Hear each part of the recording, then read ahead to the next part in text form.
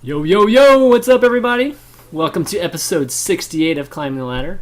I'm your host, ChanmanV, and today we got lots and lots of topics to go over. We're going to start things off with news around StarCraft 2 community, particularly in Korea. Lots going on with teams possibly disbanding and organizations not broadcasting WCS and lots of good stuff there. So we'll start off with that, and then we'll continue on into WCS Season 2 finals, which happened this past weekend.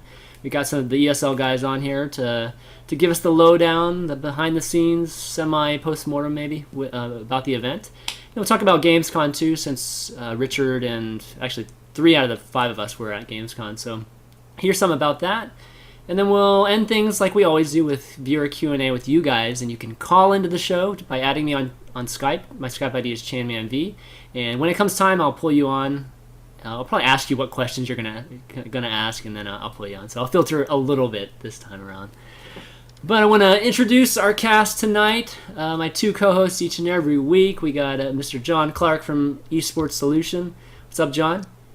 Not much. How are you? Looks like you're at home today, huh? Not at the studio? No, just in a different office, different studio. Okay, cool. I was trying to get Twitch to work, but it's not going to work for me. So. He's been kicked out. He's sleeping on his friend's couch. Hey, that's what it means. Esports strikes again. Oh, how close you are. How very close you are. We also got Mr. Trash Talk himself, Richard Lewis, over here, who just made it barely in time from London. What's up, Richard? Yeah, what is up? It's good to be here. Looking forward to the show, but just happy to be out of London. What a dump. And our 2 guests today. First guest, pretty much a regular on our show these days, whether it's Climbing the Ladder or my other show, Unfiltered. It's, we know him as, a lot of people know him as Paul Chaloner. We know him as ReDeYe. He's the head of content and media for ESL.TV, does hosting, casting, everything. And then he also is a professional troller and lip syncer on Live on 3. There we go. Good stuff. How you doing, Paul? I'm good, guys. Thanks for having me on again. Always a pleasure to be on with you guys. And finally, we got a guy that I love following on Twitter because every discussion point or every discussion he starts or initiates ends up being like about 100 tweets long when the thread starts. It's none other than Mr. James Lampkin, Kennigit, who is also the product manager for WCS EU for ESL TV. What's up, Kennigit? Not too much. Thank you for having me on. No problem. I think Chris just called us both trolls, James. That's pretty harsh. I'm going to keep it 100% professional then. I did not call Kennigit a troll. I never called him a troll. Just ReDeYe. I just called ReDeYe a troll. He insinuated that I like to get involved in every big discussion on Twitter by running my mouth, which is pretty accurate. So. All right. So let's kick things off by talking some news. We don't get to talk news too much, so let's talk some news in the StarCraft 2 community, which a lot of it revolves around Korea, at least the news pieces that I wanted to talk about. And first off there's some talk about teams disbanding soon in Korea, particularly STX, or STX Seoul, and also Woongjin Stars. So what do you guys think of all that? Just 2 of these big teams, particularly Pro League teams, potentially disbanding soon.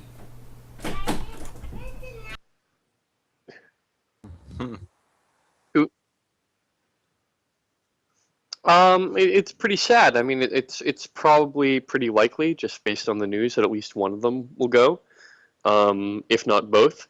And if anyone was around for when MBC died or when the OGN Sparky's team, became, kind of got shafted. That whole saga was, really sad for all the players. And a bunch of them will certainly go to other teams, but there's a lot of faceless, nameless Korean B teamers who, now don't have a place to go. So it's just really bad for the Korean scene as a whole. And ultimately, it's not that great for everybody as a whole if Korean teams die in Brood War or in StarCraft 2. Yeah, ReDeYe, you have any thoughts on that? Yeah, pretty much the same as James. Right? I mean, it's sad. Whatever happens, STX I think has been in trouble for a while. So Yeah. you sort of go, well, it's going to happen at some point, and Wunjin is well, it's a shocking story. I mean, it's the chief executive of the Wunjin Group who has just been prosecuted for fraud, and I mean, it sounds ridiculous because it's like 120 billion won, which, I know, it's about nuts. it's about $20, but no, it's still over $100 million, so it's a lot of cash. Wow. And I think they owe somewhere in the region of 1.6 trillion won overall. That's their debt right now. So That's the team debt. No, that's the holdings, the company. That's Wunjin the I actual was going to say company, that's yeah. a lot Yeah. of lands, John. Yeah, it is. It's a lot of McDonald's. Yeah. Yeah, I think it's something like 1.6 trillion won, which Yeah, it is. off the top of my head is something like $1 billion. Yeah, it's like a so- Apollo salary. Well, Yeah. it's a month's salary for Sean, sure. So Yeah. they're in trouble unless Sean takes the team over. Mhm. No, I think it is sad. We don't want any teams going under. It's been a while in the West actually since we've seen major teams. I mean, Quantic obviously earlier in the year, last year as well, back in the last year, stopping and then returning, which was good. So yeah, you don't want to lose any of the big teams, especially the ones that have been around for a while, especially the big ones and especially Korean ones, because they're sort of extra special, really. Yeah. So it's all a bit sad. I mean, Wunjin, they're still going, and hopefully the team can find a new sponsor or find the money. Hopefully they've got the worst case scenario is that they're going to die in October, because as far as I can make out from all of the press stuff, Wunjin Holdings have been in receivership since last October. So the last payment they could have given the team would have been around October last year. I don't think they could have paid them any money since then. Wow. So they must have paid them a lump sum, or the team have been going on without any cash at all, which would be incredible. And highly unlikely, I would have thought, but who knows? I think they get paid more often than that. I think the team, like the company, kind of assumes all operating costs, as far as I Right. know, don't they? So I mean, I Yeah, thought so I think too. so. If they've been in receivership since last October, then paying out money would be Oh, okay. difficult. Yeah, yeah, So, Sure, yeah, sure. What's really That's crazy the- about Wunjing is that out of all the teams, I would never have guessed that this team would have something like this fall onto them. Like if you were to ask me about 2 or 3 months ago, I would have said Wunjing is one of the most solid groups and teams on. But why would Right. we say that? That's always curious. Like, we don't really know, do we? I mean, we don't even know how EG is really doing, do Well, we? I mean, they're backed by like a huge financial, they're just Right. huge Well, I mean, financial firms. So it's just like they're a mid-sized conglomerate group of companies with one decent company, from what I can make out from all of the different companies they had, which was Wunjin Koei, which was making a bundle of cash for them. So, but the rest of the group is obviously losing a crap load of money, because how do you get to 1.6 trillion won in debt? And I don't know. But you're right. I mean, when you have a big company back it, I mean, this company, to give you an idea, are they're Virgin sized in Korea. So Right. it would be like losing Virgin Atlantic or something, seeing them sponsor a team and then get into trouble with Richard Branson embezzling money or something. Just in case the NSA are listening, I wasn't suggesting that he was, but embezzling money to build that space Yeah. shuttle. that he's going to sponsor an esports team with. Exactly. Right. Exactly. Whoops. Yeah, no, I mean, like James said, it's a sad state of affairs, and it's sadder still for the players involved, obviously, because there's a lot of uncertainty. Esports is still not a very mature business for professionals to make money from on a regular basis. So, the first thing you have to think about is these poor guys that are going to have to find other teams, hopefully find other teams or other sponsors, because if they don't, we could end up seeing a whole load of players retiring. Yeah. So next bit of news kind of was related to Pro League, which Pro League made a bunch of changes, or they announced some changes this I don't know, maybe a couple of days ago. That I'm kind of showing you the TL article that kind of sums it up here. But they're no longer requiring, I guess, paid membership, which was I think an enormous amount before. It was like, I think a rumor was like 100,000 or something like that before. Was that right, James? I forget. Yeah, it's something like that. Yeah. So they're not requiring that anymore. So I think that allows for a lot more teams and organizations to participate, right? Do you have any Yeah. speculation as to why they're doing that? I know why they're doing it. Okay. Yeah, we know why they're doing it. Yeah, I mean, they're basically they are now in a government association. So a bill got passed in Korea, which makes them the promoter of esports in Korea. But they are answerable to the National Assembly. So in Korean terms, politics-wise, if you're a National Assembly member and you're a government-affiliated association, you have to provide it to the entire citizenship. You can't be exclusive. Right. So Okay. they would have, so as part of that bill, they would have had to have opened their doors to everyone and anyone that wants to join. Yeah, and so that includes teams, obviously, but they're actually opening up to even, like Players media, on their own. right? Media organizations, media, that sort of thing. broadcasters, and interesting developers. I did say this last night, but it's worth repeating. Bear in mind this is a translation, so it won't be exactly spot on, but if game developers pay their share of membership fee, the key word is if game developers pay their share of membership fee, the money will be used to promote esports. So what they're basically saying is there are no membership fees except if you're a developer or a broadcaster, okay? Okay. In other words, they're going to charge Blizzard to let their players play in a game which Blizzard created. I've got a great idea, Chan. I've got a great idea, Chris. Okay, you've got a really good show here, but I'm going to charge you for showing it. Is that all right? That's fine. That's fine. Okay, cool. Yeah, that's fine. Yeah, that's okay. Yeah, so that's going. So what do you guys think overall? I guess of this change. I mean, for teams, I feel like that's a great thing. Yeah. We'll possibly see more. I know more teams from like GSTL and that sort of thing participating in Pro League. But yeah, I mean, Blizzard can't be happy about this. I mean, I think it's a good thing long term, for the kind of global StarCraft 2 community, just purely and simply because, we're going to lift the veil a little bit on what goes on in Korea, and it's going to become a bit more accessible. It's not going to be this closed political nightmare, that it has been for so long. That's been so hard to penetrate for certain, even Korean organizations, let alone anyone outside it. And that's really hindered the kind of global development of StarCraft.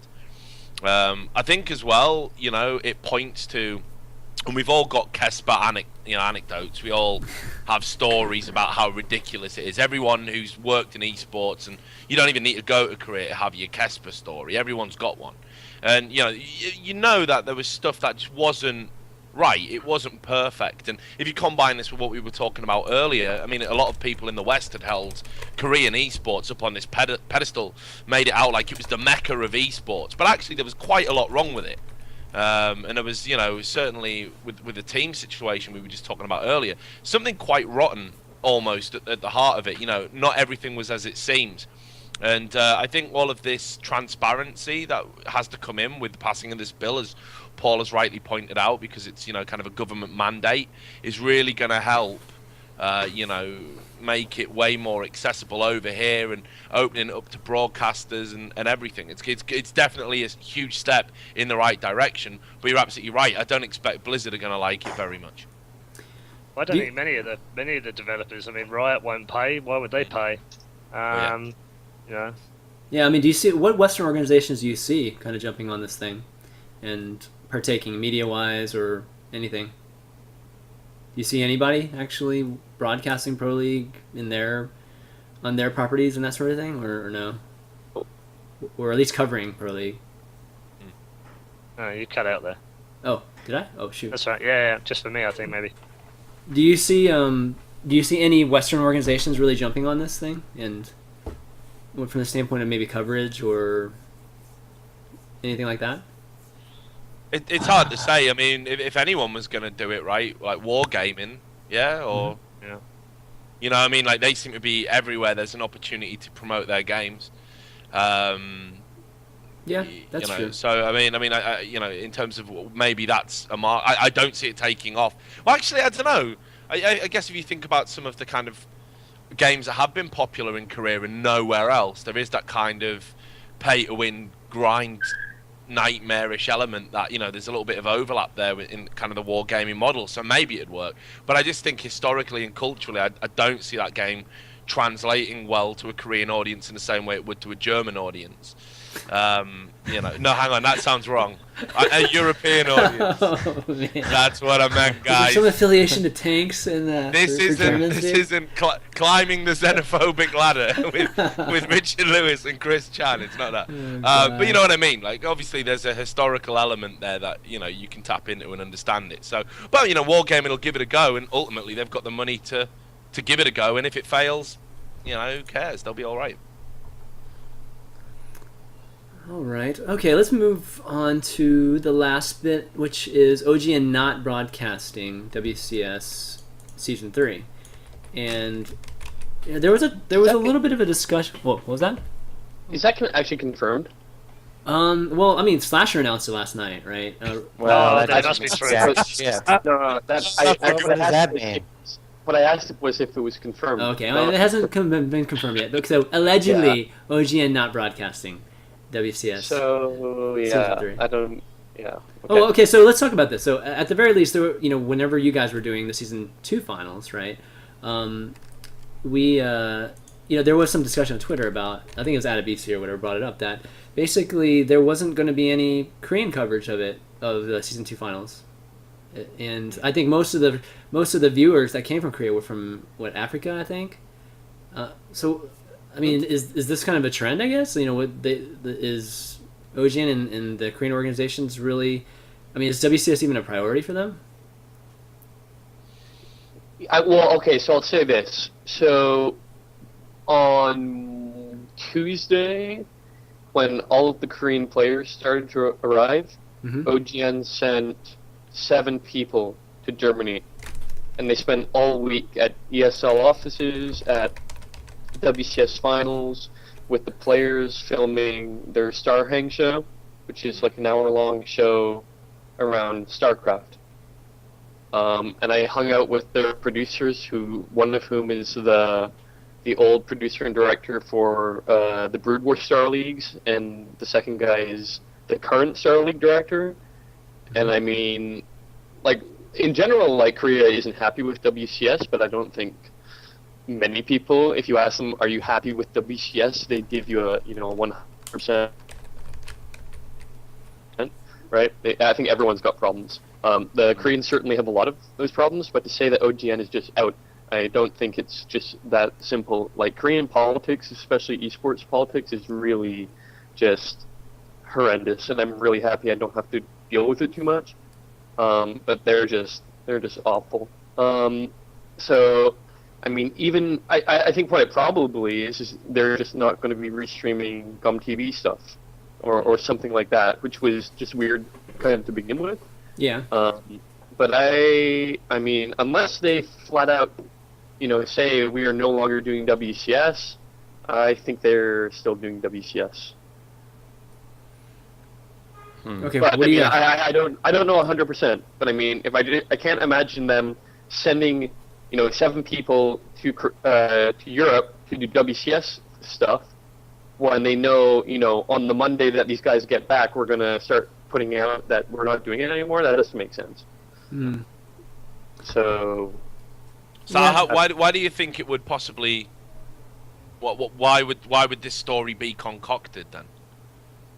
because I mean they haven't been doing their dual stream broadcasts. They haven't been doing the rebroadcast of Korea or of GamTV. So, I mean that's how it's been in the previous seasons. And they also didn't do their own streamer content for WCS Season 2 final because of just the costs and logistics of it, which is so people kind of put one and one together and said, oh, they're out. But realistically, I mean, I don't have significant reason to believe they are. They might be out for a couple of weeks or something. They might have conflict of schedule with LC, their League of Legends stuff, but I don't know. Okay, I mean, the thing is whenever we were first, when AdaBC brought it up, and I was, I actually made a few comments about it too. It's pretty crazy if there's not going to be any Korean coverage of the season 2 finals, right? Which is supposed to be the biggest event, the current event for WCS, and one of the partners of this entire thing doesn't really cover it. I mean, that Gamescom didn't either. So well, it's Yeah. also a cost thing. Like we didn't do any coverage of season 1. You know, does that mean what does that? What I does didn't that realize mean? you didn't do any coverage. Well, No, why would we do it? You know, NASL and MLG didn't do any coverage. Like they didn't do a stream. No. You know what I mean? Like it's people put Well, the Koreans on a yeah. different boat, yeah. but realistically for costs, like it's extremely expensive to run an event, and to do it overseas is even just it's ridiculous. And so they look at it and go, well, is it worth us putting a stream on at like 2 a.m. Korea time, or a show on TV at 2 a.m. Korea time where no one's probably going to stay up and watch it? We don't make money. We probably lose money by doing it. Should we do it? No. That's literally. I wasn't in the discussion room, but if I was, that's what I would tell them. Don't bother. It's not worth your money. So that I probably agree with you on the standpoint. It's probably not an efficient way to spend, given that the time was. The guys did it right, so, and they did a small production stream, which was fine. But OGN is not going to put on the type of OGN quality show for a 2 a.m. broadcast in Korea on like a Friday night when all Koreans are drunk and passed out on a subway train, not worrying about StarCraft 2. Why is it even scheduled at that point? Or dare I ask? What do you mean? Well, it has to be. I mean, it's in It's in Germany. GamesCom. They didn't have a lot of say in it. Yeah. Okay. Well, hopefully it's just alleged. It's just alleged that they won't be broadcasting season 3, because that would be too bad if they weren't. Just be the Korean audience. I mean, if you want to grow this thing, you have to at least give it the chance that people will be following it, right? And if OGN not broadcasting it, I think it's a pretty big deal in Korea if that ends up happening. Mm-hmm. But anyways, okay, so let's move on to kind of the main reason I wanted to have you guys on the show, which is because of Gamescom and the season 2 finals, which just happened this weekend. And there's a lot to talk about, but I kind of want to talk about just kind of Gamescom in general first, and then we'll just dig into the WCS stuff afterwards.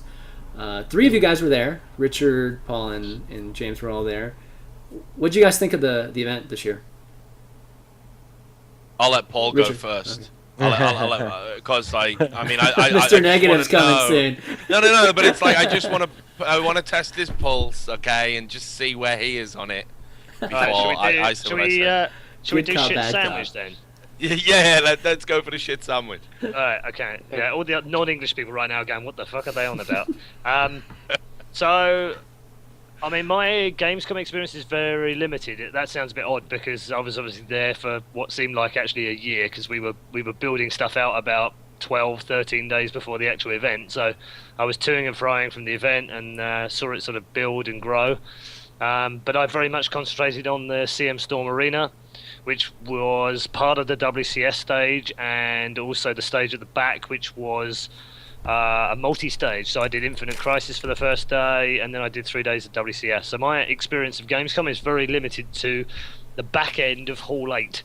I didn't really see much out. I did wander around, but it was sort of pre-Gamescom going live, so there were, some rather overzealous administration type people not letting me into areas that I felt I should be let into, and that was pretty much fair enough. I wasn't allowed to play the new Call of Duty, for instance. They thought that was a bit wrong, so they kicked me out of there. So I didn't really see an awful lot of Gamescom, so my experience is very limited. But from a personal point of view, from being involved in it, from hosting the stages, I had a great time personally. Probably the best Gamescom I've been to, but that's probably a little bit biased because of the StarCraft stuff. Really enjoyed hosting with the Infinite Crisis people. Actually, the people from Warner Brothers, really, really nice guys. They've got a lot of passion for their game, and that really showed through. And I like that. Yeah, I mean, it wasn't a perfect event if you just want to talk about WCS. But then I don't think there ever has been one. But I think what we produced with, the people and the passion that we had put into the show and the creativity and working with smart people beforehand, meant that we delivered an experience which I think has been probably the best WCS so far. So that was very pleasing. I mean, I mean, like, it's a weird thing. Like, Gamescom is so big and so vast, and so it's just a fucking assault on the senses. Like, when you walk into Hall 8, when it's crowded and there's a League of Legends game on and WCS is in full swing, the only way to describe it is that feeling when you've got a migraine coming on, but it's not because you've got a migraine coming on. It's just all the shit that's around you, right? But what I will say is the best things about it were like the WCS. I mean, great stage, great production. It was great to see the crowds back out in force and actually queuing up to watch some StarCraft, and it wasn't just League of Legends centric, but, you know, huge crowds for the League of Legends as well. And the esports side of things was actually, you know, from just in terms of production, were great.